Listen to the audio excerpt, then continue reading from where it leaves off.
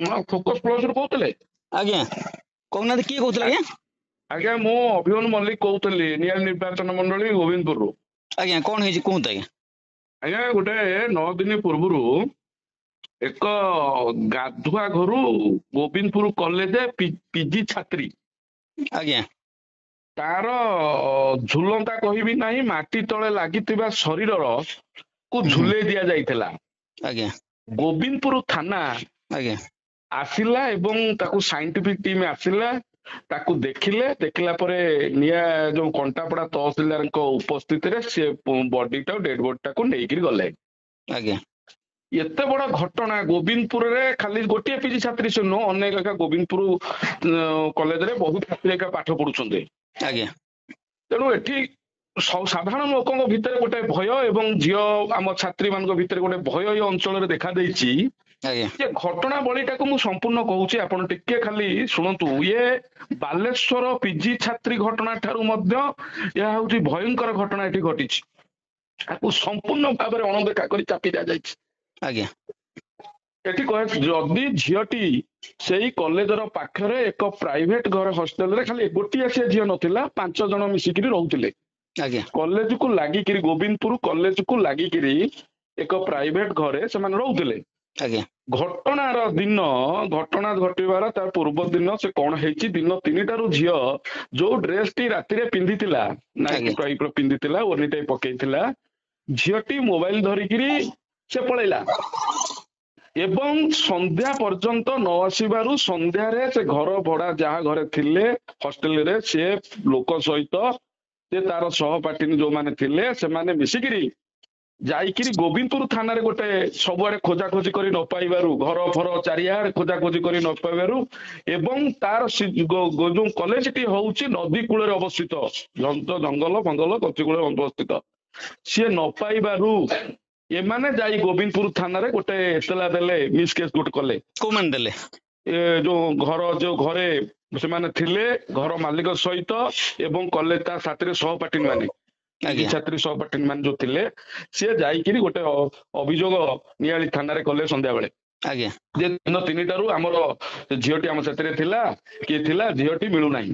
ଆଜ୍ଞା ଏବଂ ଗୋବିନ୍ଦପୁର ପୋଲିସ ସହିତ ଏମାନେ ମଧ୍ୟ ଆହୁରି ରାତି ସାରା ଖୋଜାଖୋଜି କରିଛନ୍ତି। ଆଜ୍ଞା ଖୋଜାଖୋଜି କଲେ, ବିଳମ୍ବ ରାତିରେ ସେମାନେ ଘରେ ଶୋଇଲେ, କିନ୍ତୁ ସକାଳୁ ଦେଖିଲା ବେଳକୁ ସେଇ ଯୋଉ ଘରେ ହଷ୍ଟେଲରେ ସେମାନେ ରହୁଥିଲେ ତା କରୁ ଗୋଟେ ଖୋଲା ଘର, ଯୋଉଠି କବାଟ ନାହିଁ, ଆଜବେଷ୍ଟ ଘର, ଗୋଟେ 2ଟା ବାଲ୍ଟି ଥୁଆ ହେଇଛି। ଝିଅଟିର ବେକରେ ମାନେ ରସି ଭିଡା ହେଇକିରି ତା ଗୋଡ ତଳେ ଲାଗିଛି, ପୁରା ତଳେ ପୁରା ଲାଗିକିରି ଚଟାଣରେ ଅଛି ଏବଂ ରକ୍ତ ପୁରା ଗଦା ହେଇଛି। ଝିଅଟି ହାତ ମୁଠା କରିଛି, ତାର ଡେଡ ବଡି ହାତ ମୁଠା କରିକିରି ପଡିଛି। ଇଏ ଯେତେବେଳେ ସକାଳୁ ଉଠି ଦେଖନ୍ତି, ସେଠି ପରିସ୍ରା କରନ୍ତି, ଗାଧାନ୍ତି, ସେ ଘରଟି ଯେତେବେଳେ ଯାଏ ଖୋଲା ଜାଗା ମାନେ ଘର ହେଇଛି, ତା ଦେଖିଲା ବେଳକୁ ଏଇଭଳି ଅବସ୍ଥା। ସେମାନେ ପୋଲିସକୁ ଖବର ଦେଇଛନ୍ତି। କୋଉ ପୋଲିସ ଗୋବିନ୍ଦପୁର ପୋଲିସରେ ଯାଇ ଖବର ଦେଲେ, ଝିଅ ଏଠି ଗୋଟେ ଏମିତି ଆମ ଝିଅ ଆମେ ଯାହାକୁ ଖୋଜୁଥିଲୁ ସେ ଘରେ ନଥିଲା, ଏବେ ସକାଳୁ ଆମେ ଦେଖିଲା ବେଳକୁ ଏଇଭଳି ଅବସ୍ଥାରେ ଆସୁଛୁ। ସେ ଝିଅଟା ମାନେ ରସି କୋଉଠି ଦେଇଛି, ମାନେ କୋଉଠି ପାଇଲେ ଆପଣ? ରସି ନୁହେଁ, ସେ ତାର ଯୋଉ ଶରୀରରେ ଥିବା ଓର୍ନିଟା ପକେଇଥିଲା, ଆଜ୍ଞା, ତାର ନିଜ ଓର୍ନିଟା ତାକୁ ଭିଡା ହେଇଛି। ସେ ଯୋଉ ଟାଇପର ଯଦି ସାଇଣ୍ଟିଫିକ ପ୍ରକୃତ ଦେଖିବେ, ସେ ନିଜେ ସେଭଳି ବାଗରେ ଭିଡି ପାରିବନି। ଏବଂ ସେ ଯୋଉ ଜାଗାରେ ଗୋଡ ପୁରା ସମ୍ପୂର୍ଣ୍ଣ ପର୍ଯ୍ୟନ୍ତ ତଳେ ଲାଗିଛି, ଯେ ଜଣେ ଓହଳି ପଇଲେ ମରିଯିବ। ଏବଂ ତାର ବେକର ସ୍ଥିତି ଯଦି ରଖିବା, ରସି ଯୋଉ ଲଗା ହେଇଛି, ବେକର ସ୍ଥିତି ଦେଖିବା ଯେ ଘଣ୍ଟିକା ଚାପି ହେଇନାହିଁ, ପଛପଟ ଚାପି ହେଇକିରି ଏମିତି ରହିଛି। ସେ ଫଟୋ ମଧ୍ୟ ଆପଣ ଦେଖିବେ, ପଠେଇବି, ଆପଣ ଦେଖିବେ। ସେଇ ଟାଇପର କେହି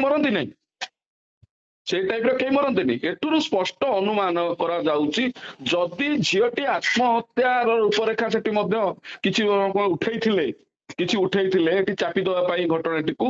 ମୁଁ ଆଜି ସ୍ପଷ୍ଟ ଭାବେ କହୁଛି, ଆତ୍ମହତ୍ୟା କରିବାର ଯଦି ତାର ଥିଲା, ସେ ଯେତେବେଳେ ଯୋଉ ଘରେ ହେଲା ସେଠି ଖୋଜାଖୋଜି ଲୋକ କରିଛନ୍ତି, ସମସ୍ତେ ଖୋଜିଛନ୍ତି, ନ ପାଇବାରୁ ପାଖ ନ ପାଇବାରୁ ଥାନାରେ ମିସକେସ୍ ଦେଇଛନ୍ତି।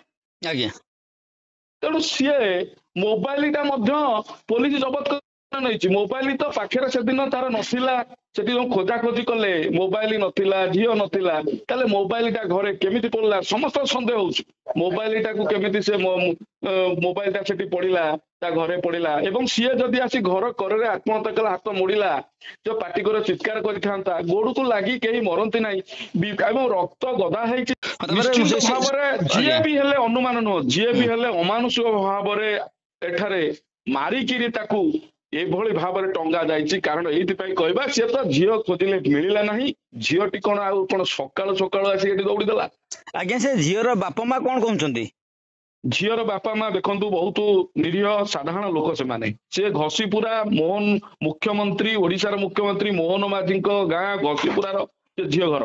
ଆଜ୍ଞା ସିଏ ବହୁତ ସରଳ ଲୋକ ଏବଂ ଆଉ ଗୋଟେ କଥା କୁହାଯାଏ ସେଠି ମଧ୍ୟ କଥାଟିକୁ ଗୋଟେ ଅନ୍ୟ ଦିଗକୁ ମଧ୍ୟ ଦେଇଛନ୍ତି ମୁଁ କ୍ଲିୟର କରିଦେଇ ଆପଣଙ୍କ ଟିଭି ମାଧ୍ୟମରେ କ୍ଲିୟର କରୁଛି। ଆଜ୍ଞା ସେ ଡିପ୍ରେସ ରେ ଆସିକି ଦେଇଦେଲା ଆରେ ଡିପ୍ରେସ ରେ ଯଦି ଦବା ଥିଲା 3ଟା ବେଳକୁ କଣ ଲୁଚି ଲୁଚି ଥିଲା ଆସିକିରି ଭୋରୁ ଭୋରୁ ଦେଲା ଏବଂ ତାର ଭାଇଟି ଏଠି କୁହାହେଲା ତାର ଭାଇଟି ଆଗରୁ ଡିପ୍ରେସରେ ଆସି ମରି କିଏ କଣ ଏଇଟା କଣ ଭାଇଟା ମଲା ଯଦି ସିଏ ଯଦି ମରିବାର ଥିଲା ସିଏ ଆସି ଘଷିପୁରାରୁ ଆଜି ପିଜି କରିଥାନ୍ତା ଗୋବିନ୍ଦପୁର କଲେଜରେ ଘଷିପୁରାରୁ ଆସିକିରି ପିଜି କରିଥାନ୍ତା ପାଠ ପଢିଥାନ୍ତା ତାର ଯଦି ଜିନରେ ଆତ୍ମହତ୍ୟା ସେ ଘରକୁ ଯାଇ ମରିଥାନ୍ତା।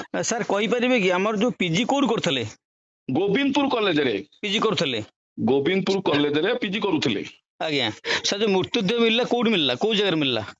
ସିଏ ଯୋଉ ହଷ୍ଟେଲରେ ଯୋଉ କରି ପ୍ରାଇଭେଟରେ ରହୁଥିଲେ ତାର ପାଖରେ ଘର ଗୋଟେ ଖୋଲା ଘରଟାରେ ଆଜବେଷ୍ଟ ଘର ତଳକୁ ଲାଗିଛି ସେଇଥିରେ ହେଇଛି ଏବଂ ଆଉ ଗୋଟେ କଥା ଆପଣଙ୍କୁ ସୂଚାଇ ଦିଆଯାଏ ଯେତେବେଳେ ତାର ଫୋନ ଟି ନ ମିଳିଛି ତାକୁ ଫୋନ ଟ୍ରାକ୍ କରାଯାଇଛି ପୋଲିସ କରିଛି ଅନ୍ୟମାନେ ମଧ୍ୟ କରିଛି ପୋଲିସ ଥ୍ରୁରେ କରିଛନ୍ତି ସିଏ ଗୋବିନ୍ଦପୁର କ୍ୟାମ୍ପସ ଭିତରେ ଦେଖଉଥିଲା ଏବଂ ଗୋବିନ୍ଦପୁର କଲେଜର କ୍ୟାମ୍ପସ ଯୋଉଠି ଏବେ ହଷ୍ଟେଲ ହେଇଛି ଆପଣ ଯଦି ଆସି ଦେଖିବେ ଯେ ସେ ଜାଗାର ଏବଂ ହଷ୍ଟେଲରେ ରହୁଥିବା ପିଲା କେତେ ମାତ୍ରାରେ ସୁରକ୍ଷିତ ତେଣୁ ଏଠାରେ ପ୍ରଶ୍ନ ଉଠୁଛି ସେ ମଧ୍ୟ ସେଠି ରୋଡ ରୋକ କରିଥିଲେ ଘଷିପୁରାରେ ତାର ବାପା ମା ଏଠି ଯେତେବେଳେ କିଛି ପାଇନାହାନ୍ତି ଲୋକ ଭୟଭୀତ ଅଛନ୍ତି ତାଙ୍କ ସହିତ ଯୋଗ ଦେଇନାହାନ୍ତି ଛାତ୍ରଛାତ୍ରୀ ମାନେ କେହି ବାହାରି ନାହାନ୍ତି ଓବେସିଲି କେନ୍ଦୁଝର ଝିଅ ବୋଲି ତେଣୁ ସେ ଜାଗାରେ ସେଠି ଘଷିପୁରାରେ ରୋଡ ରୋକ କରିଥିଲେ ଜଣାପଡା କରିଥିଲେ ସେଠି ବିଭିନ୍ନ ଗଣମାଧ୍ୟମ ତାକୁ କରିଥିଲା ଏବଂ କଣ କାରଣ ଯୋଗୁଁ ସେମାନଙ୍କୁ ଚାପି ଦିଆଯାଇଛି ଆମେ ଜାଣିନାହୁଁ କିନ୍ତୁ ପ୍ରଶ୍ନ ଉଠୁଛି ଝିଅଟି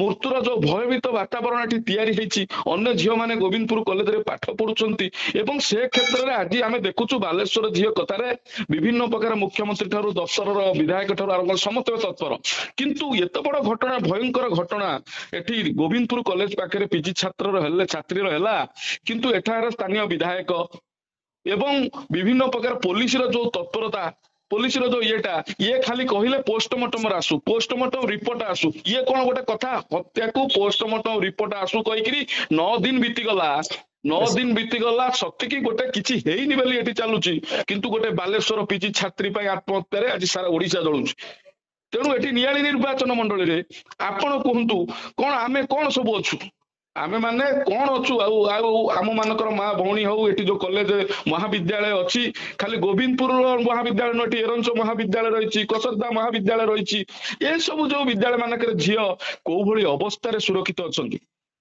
ସାର୍ ଆପଣ ଏବେ କଣ ଚାହୁଁଛନ୍ତି? ଆଜ୍ଞା ଚାହୁଁଛୁ ଏହା ଏକ ବାଲେଶ୍ୱର ଘଟଣା ଠାରୁ ମଧ୍ୟ ଭୟଙ୍କର ବାଲେଶ୍ୱର ଝିଅ ଥିଲା ପିଜି ଛାତ୍ରୀ ଇଏ ମଧ୍ୟ ଗୋବିନ୍ଦପୁରରୁ ହଉଛି ପିଜି ଛାତ୍ରୀ ତେଣୁ ଏଠାରେ ଯୋଉ ଏସପି ଅଣଦେଖା କଟକରେ ଏସପି ଅଣଦେଖା କରିଛନ୍ତି ଗୋବିନ୍ଦପୁର ଥାନା ତଦନ୍ତରେ ଅଣଦେଖା ହେଇଛି 9 ଦିନ କୋଉଠି ରିପୋର୍ଟ ରହିଲା ପୋଷ୍ଟମର୍ଟମ ରିପୋର୍ଟ ତମେ କାହିଁକି ତାକୁ ଆସିକିରି ଏଠାରେ ତଦନ୍ତ କରିବା କାହାକୁ ଯଦି ବି ସୁଇସାଇଡ ତମେ ଭାବୁଛ ଯଦି ତୁମ ତଦନ୍ତରେ ତମେ ଚାପି ଦବା ବସିଛ ଗୋଟେ ଝିଅ କୋଉ ଆଧାରରେ ସୁଇସାଇଡ ଗଲା ଯେମିତି ବାଲେଶ୍ୱରରେ ଘଟଣା ଯେ ସମସ୍ତେ ତାକୁ ହାରାସମେଣ୍ଟ କଲା ବେଳେ ସୁଇସାଇଡ କଲା ଏବଂ ସେ ଘଟଣା ଓଡିଶାରେ ଜଳୁଛି ତେଣୁ ଗୋବିନ୍ଦପୁର ଛାତ୍ରୀଟି କେଉଁ ଉଦ୍ଦେଶ୍ୟରେ ସେଠି ସୁଇସାଇଡ କଲା କିନ୍ତୁ ଆମେ କହିବୁ ସୁଇସାଇଡ ନୁହଁ ତାଙ୍କୁ ମାରିକିରି ଟଙ୍ଗା ଯାଇଛି ଯାହା ତାର ପାର୍ଶ୍ୱିକ ଲୋକ ଦେଖାଯାଉଛି।